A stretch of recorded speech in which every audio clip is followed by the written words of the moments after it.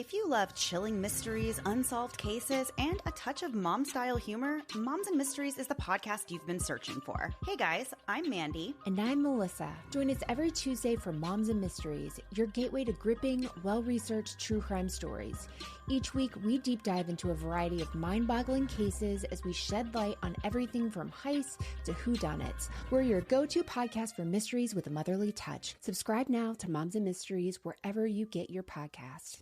Criminology is a true crime podcast that may contain discussion about violent or disturbing topics. Listener discretion is advised.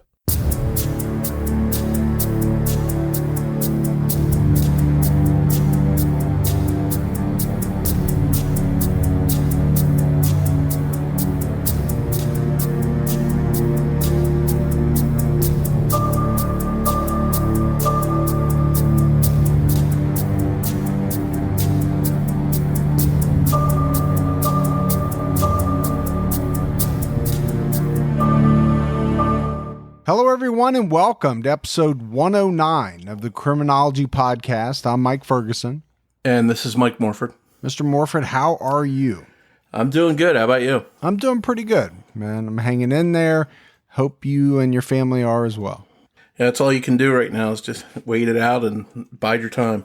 And make the best of what you can. I mean, I guess that's part of it too. My family and we're trying to do that. We've been playing cards, board games, watching movies, spending time together. That's what we've been doing.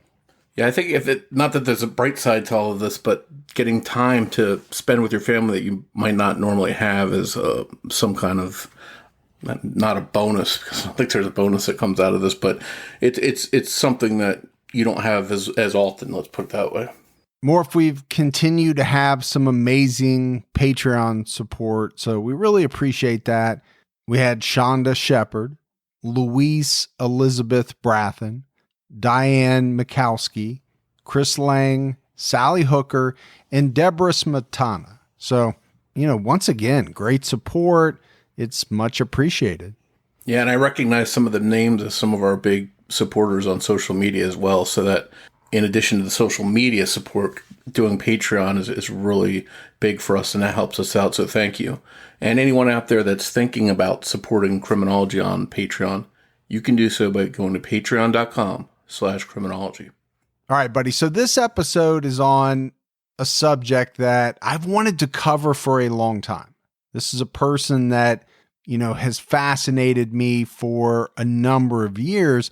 Really when you think about it, long before the Columbine and the Virginia Tech killers, there was Charles Whitman, who wreaked havoc on his campus in August of 1966. And unlike those campus killers who targeted victims up close, Charles Whitman was a trained U.S. Marine who killed most of his victims with a high-powered rifle, striking from distances of up to 500 yards. On August 1st, 1966, the 25-year-old brutally murdered his wife and mother before he made his way to the observation deck of the tower at the University of Texas at Austin, and he fired mercilessly down on the innocent people below, killing 16 and wounding almost 36 others. One of his victims died from his injuries in 2001, 35 years after he was shot. Whitman's deadly shooting led the way for stricter gun laws in Texas, and it also brought a new awareness to safety at college campuses across the country. One of the big questions that still remains to this day is, what caused Charles Whitman to snap? Charles Joseph Whitman was born in Lake Worth, Florida, to Charles Adolphus and Margaret Whitman on June 24, 1941. He was the oldest of 3 sons. Charles was raised in a Catholic household where his father ruled with an iron fist. Charles was highly intelligent, having scored a 138 on an IQ test at the age of 6. He and his 2 brothers were altar boys at Sacred Heart Roman Catholic Church. Charles chose the confirmation name Joseph for himself. At the age of 12, Charles achieved the rank of Eagle Scout, the youngest boy in the world at that time to hold such an honor. Growing up in the strict Whitman household was hard on Charles, and he was often physically abused by his father. On July 6, 1959, at the age of 18, he enlisted in the U.S. Marines against his father's wishes. As he rode out of town on a train headed for Marine Corps Recruit Depot, Paris Island, the elder Whitman attempted to cancel Charles's enlistment by making calls to friends he had in the federal government, but his pleas were rejected. Charles told his scout leader, Joseph LeDuc, that he enlisted because his father had come home drunk a few weeks prior, hit him numerous times, and pushed him into the family swimming pool. For Charles, joining the Marines was a welcome escape from life with his father. On September 15th, 1961, through a United States Marine Corps scholarship, Charles was accepted into the mechanical engineering program at the University of Texas at Austin.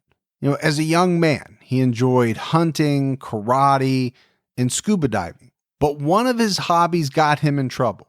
While at the University of Texas, Charles was involved in a teenage prank in which he shot a deer, dragged it to his dorm, and skinned it in the shower. So I think Morf, maybe Charles thought this was a prank, but I don't know if everybody else did. I certainly wouldn't view that as a prank, but that and the low grades resulted in his scholarship being taken away in 1963.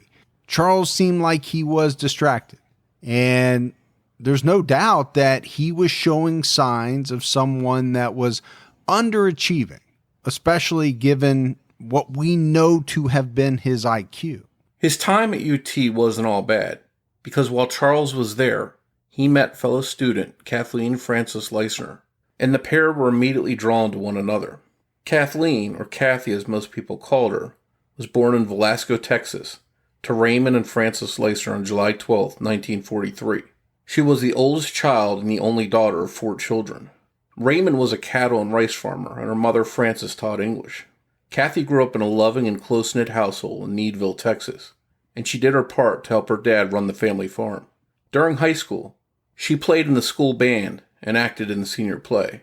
She also wrote for the school newspaper, among several other things. One year, she was the Needville Youth Fair Queen and a candidate for Fort Bend County Fair Queens. Kathy graduated high school in 1961 and enrolled at UT in Austin to study pharmacy.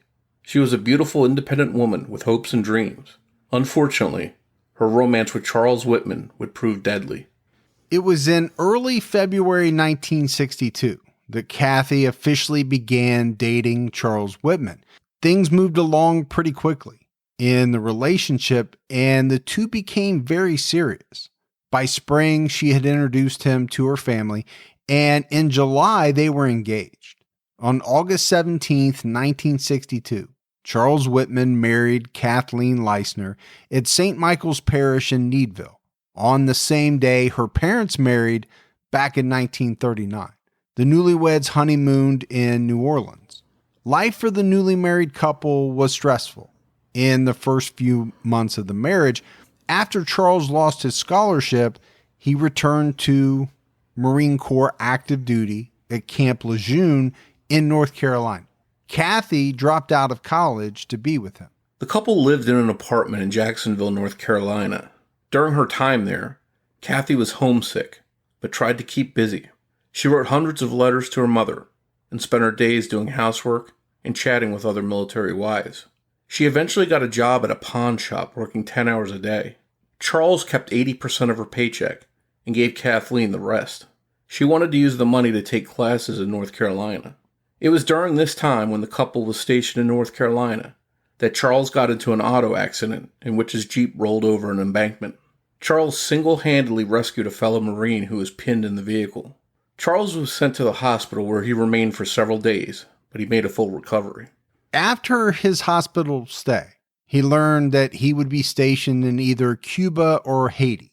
So Kathy's family encouraged her to return to Texas instead of joining Charles. She initially said that no, she would go with her husband, but then she changed her mind. Charles headed to Guantanamo Bay in Cuba, and Kathy went back to her home state of Texas. From July 1963 to December 1964, Charles and Kathy lived apart, and it was during this time that Kathy enrolled in a teaching program at the University of Texas. She lived with friends and had a job.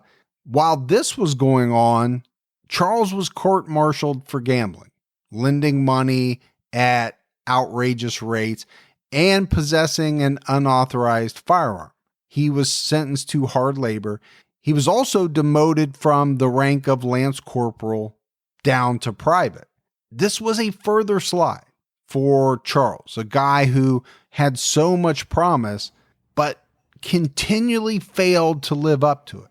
He didn't take the demotion well. After his discharge from the Marines in 1964, Charles returned to Austin to be with Kathy, who had graduated and secured a teaching job. Charles enrolled at UT in the architectural engineering program and worked as a bill collector and later a bank teller to pay tuition. In the fall of 1965, Kathy got a job teaching biology at Sidney Lanier High School, while Charles took a temporary job at Central Freight Lines as a traffic surveyor for the Texas Highway Department. He also became scoutmaster for Austin Boy Scouts Troop 5. On the surface, life seemed to be going well for Charles in his post-military life, but things were beginning to come apart for him below the surface. By spring 1966, Charles' mother, Margaret, told him that she was leaving his father. Shortly after receiving the news, Charles drove down to Florida to help his mother move to Austin, where she got a job in a cafeteria. After Margaret moved to Austin, Charles' father kept calling him, trying to get him to convince his mother to return to Florida so that they could reconcile their marriage. But Charles wouldn't do it. He refused to persuade his mother to go home. While Charles was dealing with his family issues, Kathy returned to her hometown alone to visit her family.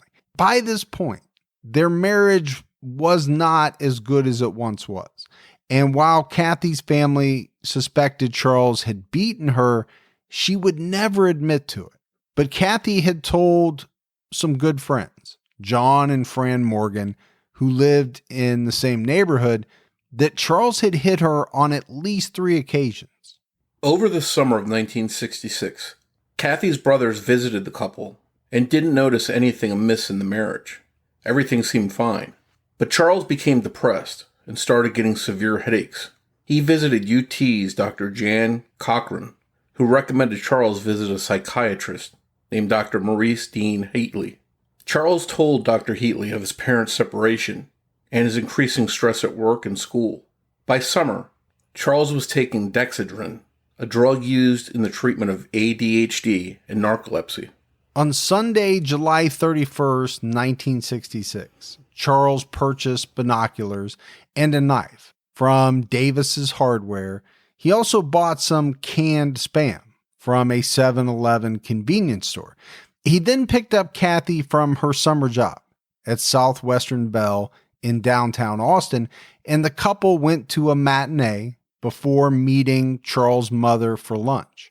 At 4 p.m., Charles and Kathy visited John and Fran Morgan, and they stayed for about an hour and a half before Charles took Kathy to her 6 p.m. to 10 p.m. shift at work and picked her up afterwards. Kathy had no idea of the deadly chain of events that was about ready to unfold. At 6:45 p.m., while Kathy was at work, her husband sat down and typed a letter. The letter was a suicide note. The note read, "I do not understand what it is that compels me to type this letter. Perhaps it is to leave some vague reason for the actions I have recently performed. I don't really understand myself these days. I'm supposed to be an average, reasonable, and intelligent young man. However, lately, I cannot recall when it started, I have been a victim of many unusual and irrational thoughts. These thoughts constantly recur, and it requires a tremendous mental effort to concentrate on useful and progressive tasks. In March, when my parents made a physical break, I noticed a great deal of stress. I consulted a Dr. Cochran at the University Health Center and asked him to recommend someone that I could consult with about some psychiatric disorders I felt I had.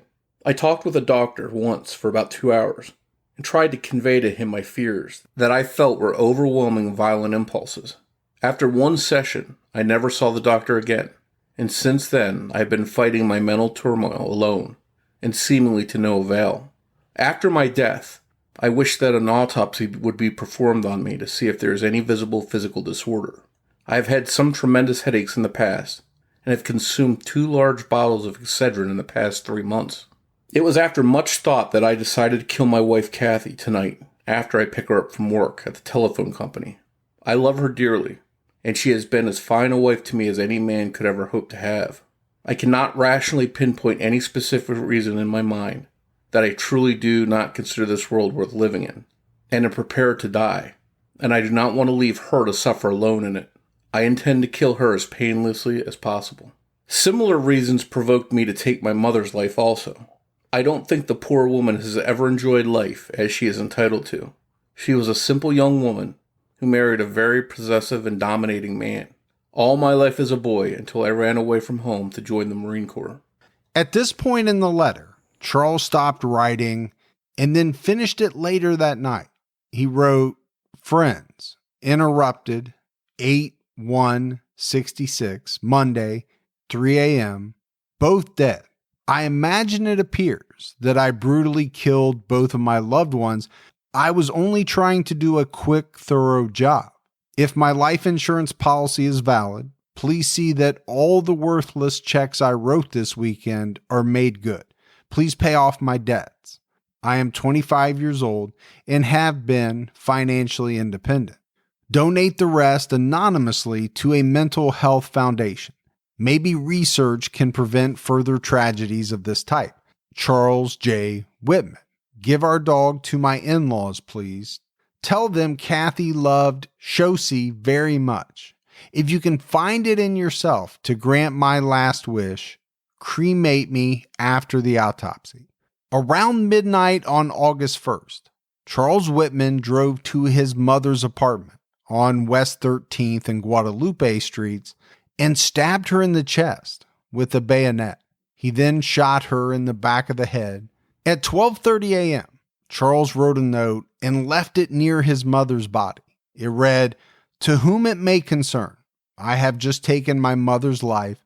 I am very upset over having done it. However, I feel that if there is a heaven, she is definitely there now. I am truly sorry. Let there be no doubt in your mind that I loved this woman with all my heart."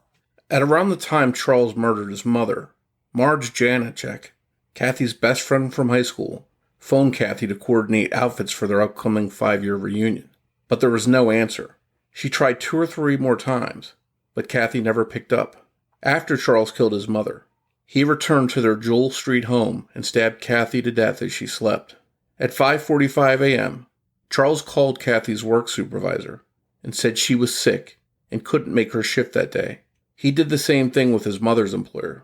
From there, he prepared for the next part of his heinous plan. Charles rented a dolly from an Austin rental company and stopped at the bank to cash $250 worth of checks. He then went to Davis Hardware and bought an M1 carbine. When the clerk asked him what he needed it for, he said he was going to shoot some pigs. Charles left the hardware store and went to Sears to purchase a 12-gauge shotgun as well as a green rifle case. While chatting with postman Chester Arrington, Charles sawed off the barrel of the shotgun. He packed it, the M1 carbine, a 6mm Remington rifle with a 4-power scope, and a .357 Magnum pistol in his Marine footlocker and a wooden crate. He also packed food, a 5-gallon plastic bottle of water, a towel, and another plastic bottle containing gasoline. Charles then put on khaki coveralls over his shirt and jeans, and under a green jacket. He later put on a white headband. At 11:25 a.m., he drove to the ground floor entrance of the tower at UT. He pushed the dolly carrying his equipment and obtained a parking permit from security guard Jack Rodman. He told Rodman he had to unload equipment at the nearby Experimental Science Building and showed him his UT Research Assistant's ID card. Charles entered the main building a little after 11:30 a.m., and he struggled with the elevator. Vera Palmer, an employee, informed him that it was not powered, and she actually turned it on for him. He thanked Vera and rode the elevator to the 27th floor.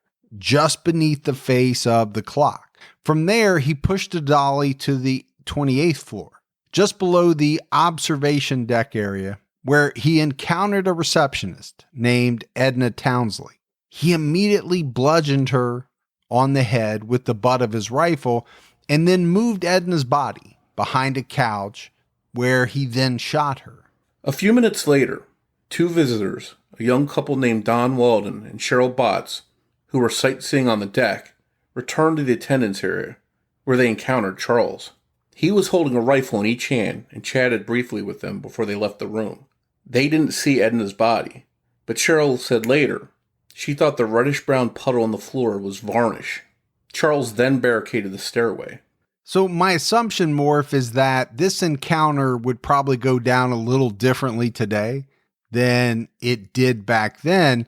I mean, today you see a guy walking around carrying two rifles, a rifle in each hand. People get freaked out and, the cops get called. There's all kinds of things that happen. I mean, it is Texas in the 60s. I don't know what else to say other than people didn't have the same type of fear that someone was about ready to go on a rampage as they do today. We've seen it too much today. Yeah, I think maybe it was a sign of that time in that area. Down there, guns were big and people in Texas carried them. So today, if we see someone with a rifle, like you mentioned, it freaks us out unless they're wearing a New York City police uniform or something like that and they're on patrol, because we're used to seeing that. But just a casual guy hanging out on a tower with a rifle would draw some serious attention today. Now, you can still ask the question, what did this young couple think that this guy was up there doing? On essentially the top of this tower, holding rifles. She sees a puddle. She thinks it's varnish. I mean, you can definitely ask the question, how could they not have thought something a little strange was going on? A short time after these witnesses saw Whitman with the rifle, a family was making their way up the tower stairs when they ran into the barricade. Charles opened fire, and his first shot struck 19-year-old Michael Gebauer, who was trying to look beyond the barricade. Charles continued shooting as the family members ran back down the stairs, killing Michael's brother, Mark, and his aunt, Marguerite Lamport. Michael's mother, Mary, was also hit. Michael and Mary both were left permanently disabled from their wounds. Charles Whitman was far from ending his murderous rampage. At 11:45 a.m., he moved out onto the observation deck. 3 minutes later, he took aim on the unsuspecting students moving about far below, and then opened fire. A UT co-ed ran for shelter and screamed, "My God, he's shooting people." She didn't notice that her dress was spotted with blood. Others who had taken shelter yelled out to those in harm's way, "Run, or he'll blow your head off." People who hadn't seen any blood were joking about the shooting, thinking it was some sort of celebration. A senior math major named Don Bynum was one of them, until he looked up and saw the sniper on the tower. He soon stopped laughing. Students were pinned down or locked into wherever they happened to be. They were ordered away from the windows. One of the most iconic photos taken that day was of a secretary named Charlotte Derrishory, sheltering behind a flagpole base. Charlotte worked in UT's graduate dean's office and was getting ready to go to lunch. She paused to look out the window on the east side of the old library building and peered across the broad terrace, which ran the width of the main building. The loud air conditioning kept her from hearing noises outside, but she noticed several people walking across the terrace. As she looked out the window, she watched 3 people fall to the pavement, one right after another. She had no idea what was going on, but quickly ran down the hall and headed for the door leading to the outdoor terrace. All Charlotte could think was that she needed to help those 3 people and find out what happened to them. As she made her way to the nearest person on the ground, a rifle shot rang out from above, and she immediately looked up and saw the sniper on the tower. Horrified, Charlotte frantically looked around and spotted the round concrete base of a flagpole flying the American flag. She ran to it, seeking shelter. Charlotte crouched behind the flagpole base for an hour and a half as shots rained down around her. The flagpole base was about 5 feet in diameter and 2 feet high. It shielded her and saved her life. The picture taken of her that day shows Charlotte hiding behind the flagpole base, her head pressed firmly against the side of the structure, and her legs folded underneath her. She later told a reporter, quote, "I was in no danger. I am so small, and the base of the flagpole is so large." While people like Charlotte tried to take cover, Charles Whitman was shooting from all sides of the tower, but his main line of fire was the spacious open mall to the south. He poured out as much as one well-aimed bullet every 30 seconds, according to the Austin American-Statesman. Students who missed Charles' initial blast came out from shelter thinking that he had stopped shooting.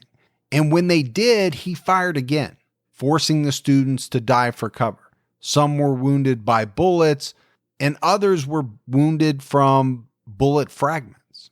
Every Austin area law enforcement officer on duty, as well as many off-duty officers, swarmed the campus to return fire on the sniper. But because of the height and width of the observation deck ledge, Charles was shielded from their bullets. One of the first officers on the scene was Patrolman Billy P. Speed. He died instantly when Charles fired on him on Inter-Campus Drive. Many of the victims laid on scorching sidewalks from the 98-degree heat for more than an hour, until an armor-plated vehicle from Armored Motor Service was used as an ambulance to pick up the wounded and the dead from the mall. A helicopter from the Aviation Training Center at Timms Airport flew City Police Lieutenant Marion Lee above the tower, but Charles's precise aim threatened the helicopter before Lee could fire down on the observation deck. While Whitman was distracted fending off this threat from the air and looking for victims moving on the ground, a team of officers, accompanied by an armed civilian, made their way up to the observation deck in an effort to stop the sniper. Patrolman Ramiro Martinez led a team of officers into the tower through an underground tunnel. Martinez, along with fellow officers George Shepard, Houston McCoy, and Milton Shoquist, found Alan Crum, a UT co-op salesman, in the tunnel armed with a rifle. After entering the main building, the men rode a service elevator to the 27th floor and then climbed the stairs to the office of the observation deck. Crum and Martinez went out a door on the south side. Crum crawled towards the southeast corner while Martinez crawled along the east wall in the direction of the northeast corner. Martinez peered around the corner and he saw Charles Whitman in the northwest corner looking south and taking aim on Crum. Martinez fired his revolver once at Charles and the bullet hit the target. Charles whirled around and fired at Martinez but missed. Martinez then emptied his revolver at Charles. Officer Houston McCoy stepped out of the door and fired 2 rounds from his shotgun and then fired again, hitting the sniper in the head. Charles Whitman fell dead to the floor. As he did, bullets from law enforcement officers on the ground continued to spray the tower, so Crum picked up and waved a blue towel Charles had brought to the tower with him. The body of Charles Whitman was brought down from the tower around 2 p.m. Minutes after the body was identified through papers found at the scene, Austin Police Detective Donald Kidd received a call from Kathy's father. He had heard that the sniper killer was his son-in-law and asked Kidd to check on Kathy. Kidd found Kathy's body in Charles's note when he entered the Whitman home. They soon found the body of Charles's mom in her apartment. By the time the last shot was fired, 16 people were dead and almost 36 wounded. The total number of people who ultimately lost their lives would be 17, including Charles Whitman's own mother and wife. Here's a list of the additional victims that didn't survive the attack. 22-year-old Thomas Ashton was from California. He was studying the Persian language at UT because the Peace Corps had assigned him to Iran as an English instructor. He was leaving class to meet up with other Peace Corps trainees. As Thomas was walking to the student union, he started to see people fall to the ground. He didn't have a chance to find shelter from the bullets. He was shot in the chest and pronounced dead at 1:35 p.m. at Brackenridge Hospital. Robert Hamilton Boyer was a 33-year-old mathematician from Pennsylvania and the third person shot by Charles Whitman. He was visiting friends in Austin at the time. He had planned to head to England afterwards to teach applied mathematics at the University of Liverpool and had hoped to reunite with his pregnant wife, Lindsay, and his two children, Laura and Matthew. At a little after 11:30 a.m., Robert was heading to the main building under the tower when a single shot struck him in the left lower side of his back, hitting the area near his kidneys. Another victim, Devereux Huffman, fell wounded nearby. Charlotte Dereshori ran to help Robert and Devereux, but had to hide behind the flagpole base. Robert later died from his injuries at 12:12 p.m. 18-year-old Thomas Ekman was on campus with his girlfriend, Claire Wilson. Thomas met Claire, who was 6 months pregnant, at a Students for a Democratic Society meeting. He was an active participant in the organization. It opposed racial discrimination in the United States' involvement in the Vietnam War. He and Claire quickly became a couple. On the day of the shooting, Thomas huddled with Claire outside Benedict Hall after the shooting started, most likely trying to shield her. At 11:47 a.m., Claire was shot in the abdomen, killing her unborn baby. Thomas asked her what was wrong, and seconds later, he was shot in the chest and killed instantly. Claire survived the shooting and years later said, quote, "I thought I was electrocuted. Tom reached out to try to help me. He saw something was wrong because I was falling. And then he started falling too. I remember he said the word baby, and then he didn't speak anything else." Martin Gebauer, who was 16, and his aunt, Marguerite Lamport, who was 45, were killed in the tower, as we mentioned earlier. Mark's brother Mike, who was then 19, Margaret's husband William, her brother M.J. Gebauer, and his wife Mary survived the attack. Karen Griffith was only 17 years old and a student at Lanier High School, the same high school where Charles Whitman's wife Kathy taught biology. Karen was shot in the shoulder and chest. The bullet pierced her right lung, and she died a week later on August 9th, 1966. 23-year-old David Gunby left the library around 11:50 a.m., but he turned back because he forgot to pick up a book. 5 minutes later, he was walking under the UT Tower back to the library when he was shot. The bullet tore through his upper left arm and entered his abdominal cavity, severing his small intestine. He lay injured on the scorching sidewalk and still in view of Charles Whitman for about an hour, often playing dead. Other times, he waved others to stay away from the open area where the shooting was taking place. He was finally rescued at 12:30 p.m. But David struggled with immense pain from his injuries for the remainder of his life. He died in 2001, and his death was ruled a homicide, making him the 17th victim of Charles Whitman. 24-year-old Thomas Ray Carr was walking on the sidewalk on the west side of Guadalupe Street in front of a dress shop. He was heading towards his dorm in Bats Hall. He was just a few feet north of where Karen Griffith was shot. As Thomas rushed to help Karen, Charles Whitman fired a shot and the bullet pierced through the left side of Thomas's spine, causing him to fall down on the hot sidewalk. He laid there for about an hour before being rescued and taken to Brackenridge Hospital, where he died on the operating table at 1:10 p.m. 18-year-olds Claudia Rutt and Paul Sontag were a couple who had gone to high school together. Both had just graduated from Stephen F. Austin High School and were planning on attending different universities. Claudia was about to leave for Texas Christian, while Paul was headed to Colorado University in the fall. On that fateful morning, Claudia and Paul ran into a friend named Carol Sue Wheeler. When Charles Whitman began shooting from above, the trio took shelter behind a construction barrier, but Paul was shot and killed instantly.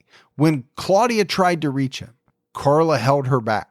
Both women were shot by the same bullet, Carla in the hand and Claudia in the chest. Carla survived, but Claudia later died from internal bleeding during surgery at Brackenridge Hospital. Roy Dell Schmidt was a 29-year-old electrician for the city of Austin. On that morning, he and co-worker Solon McCown drove to the UT campus on a service call. They stopped and parked their vehicle near the Littlefield Fountain, about 500 yards from the tower, and saw police barricades. They crouched behind their car for shelter.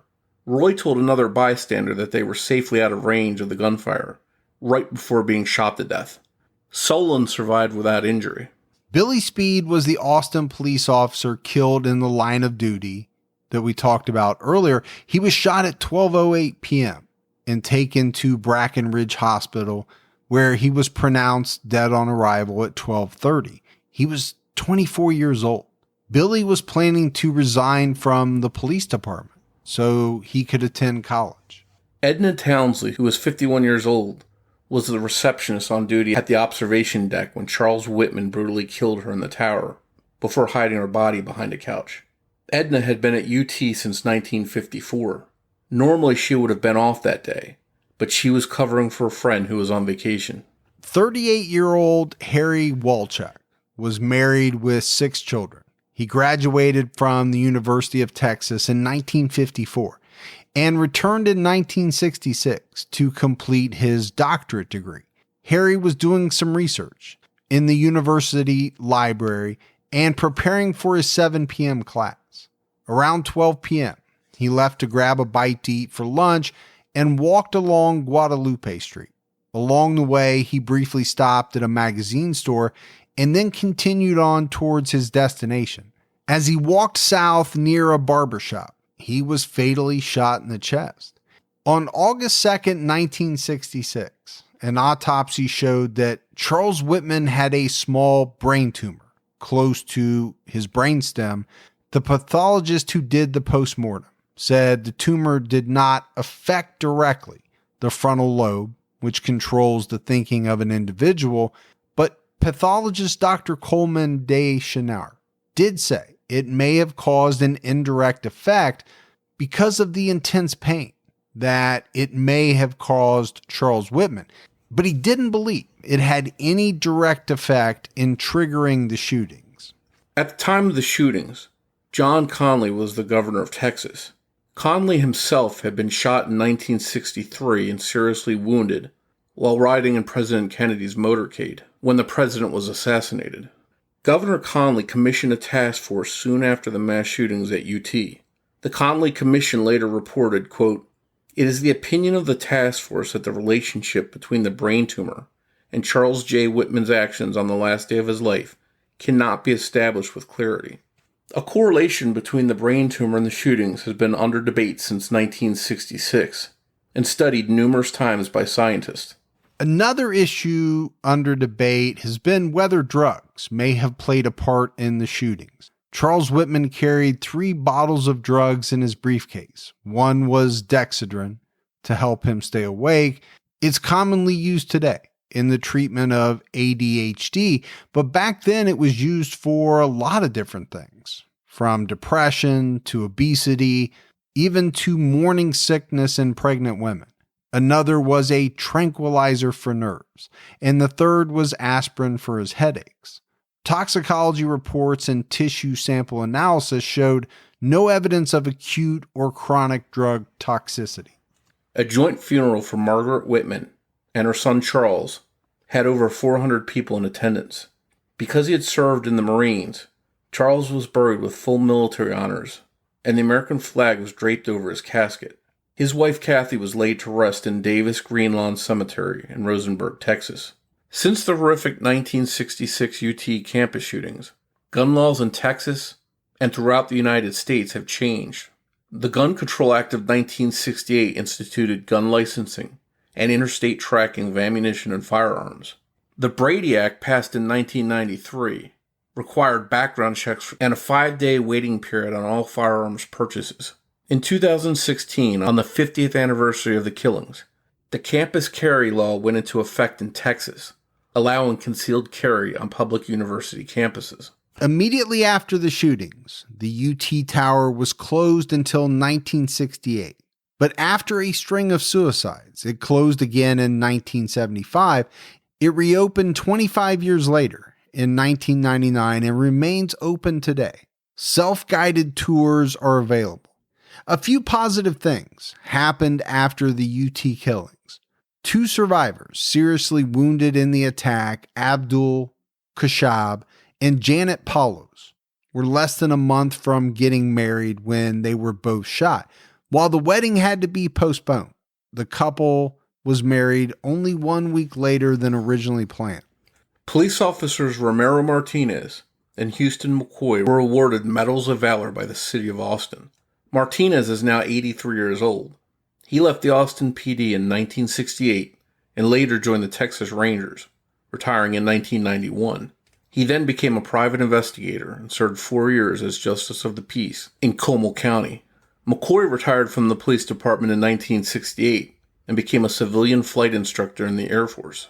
He died on December 27, 2012. He never got over the events of that tragic day. His daughter, Monica McCoy, became an Austin police officer after her children were grown. In 2006, the Tower Garden was dedicated to the victims of the shooting. 10 years later, on the 50th anniversary, a monument listing the names of each victim was added. Before the anniversary ceremony, the tower clock stopped at 11:48 a.m., the time when the shooting began 50 years before. The clock remained stopped for 24 hours. At dusk on August 1st, the university darkened the tower. Although these kinds of mass shootings are much more common today, we still don't fully understand what drives people to commit these types of horrible crimes. We're as dumbfounded now, Morf, as the residents of Austin, Texas were back in 1966 when Charles Whitman made his way to the top of the tower, intent on carrying out his deadly mission. I mean, with a lot of these mass shootings that have occurred over the last, however many years, there are clues, I think, that come out after the fact that give us some insight as to, why some of these people thought they needed to do or felt like they needed to do what they did. But to truly understand it, I think it's really hard for most of us. We just can't fathom how someone can take so many innocent lives. I think as a nation, unfortunately, it happens a lot, and many of us become desensitized to it to an extent. But back in 1966, this was just the beginning of these kinds of attacks. This was something that was almost unheard of back then, and it shocked Texas and eventually the nation. Well, and it's a little different, right, than some of the attacks that we have seen recently. This is a guy shooting people from as far away as 500 yards. That's a very long way, especially when you're talking about an M1 or, a rifle back then with a 4-power scope. That's a very long shot. And I think what underscores that, Morph, is the victim who was hiding behind a car thinking, we're safe. We've got to be 500 yards away from the tower where this shooting is going on. And that person ends up dead. Yeah, I think his Marine training no doubt played a role in his skill in shooting. And especially being perched up in that tower, he probably had the best view of everyone in that area. So people far away that thought they were safe, if he could see them, he was able to shoot many of them. And I think if we go back to the beginning of the episode, when we talked a little bit about Charles Whitman, this was a guy who really had a lot going for him, should have had a lot going for him. He was very bright, accomplished things at an early age. We mentioned it earlier than anybody had ever done. I mean, heck, at the age of 6, he almost had an IQ of 140. He should have gone on to do incredible things, amazing things. The problem is he did. They were just horrible, incredible things. Instead of, they were life-changing, but in the wrong way. Not only was his murder spree a waste of his potential, but who knows what great things all of the victims he killed that day might have gone on to do with their lives. And I think that's a good point, right? We don't know. And we talk about this in a lot of cases, especially when victims are young. What could they have gone on to do? What would they have gone on to do? Maybe change life as we know it. Maybe cure cancer. I don't know. Nobody knows. That's one of the really sad things about it. Not only are they taken away from their family, their friends, but their life is snuffed out and the world will never know what they could have become. For anyone that's interested in it, there was a movie made about this case. It's called The Deadly Tower, and it's from the 1970s, and it stars Kurt Russell. It was pretty good. Did you see that, Mike? No, I've never seen that. And I actually like Kurt Russell a lot, so I'm kind of surprised I've never seen the movie. Yeah, it was pretty well done, and it was a young Kurt Russell, so before most people knew him. But if anyone wants to sort of see how things unfolded the way we've described here, the movie seemed to cover it pretty well. Thanks goes out to Debbie Buck at TrueCrimeDiva.com for writing and research assistance in this episode. If you love the show and you haven't done so yet, take a minute, go out, give us a 5-star rating. Continue to tell your friends who are into true crime about the podcast. That word of mouth goes a long way. If you want to find us on social media, we're on Twitter with the handle @CriminologyPod. You can also find us on Facebook by searching for Criminology Podcast or by joining our podcast discussion group, Criminology Podcast Discussion and Fans. All right, Morf, that is it for our episode on Charles Whitman and for another episode of Criminology. But Morf and I will be back with everyone next Saturday night with a brand new episode. So until then, for Mike and Morf, we'll talk to you next week. Take care, everyone.